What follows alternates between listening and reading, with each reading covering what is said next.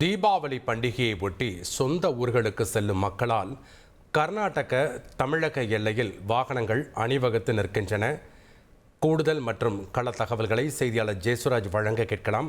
வணக்கம் ஜெயசுராஜ், அங்கே எவ்வளவு நேரமாக போக்குவரத்துகள் நெரிசல் மிகுந்து காணப்படுது? எவ்வளவு நேரம் வாகனங்கள் அணிவகுத்து நிற்கின்றன? பயணிகள் முன்வைக்கக்கூடிய கோரிக்கைகள் என்ன? கள விவரங்கள்.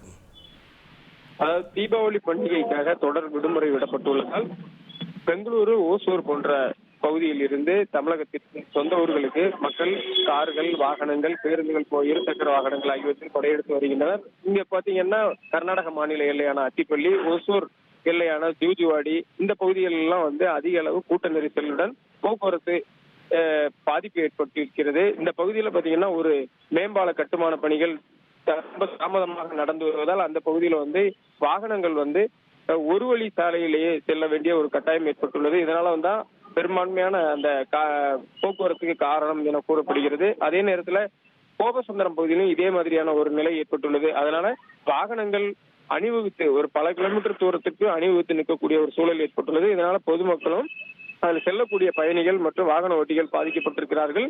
200க்கும் மேற்பட்ட போலீசார் இந்த போக்குவரத்தை சீர் செய்யும் பணிகளில் தொடர்ச்சியாக ஈடுபட்டு வர்றாங்க.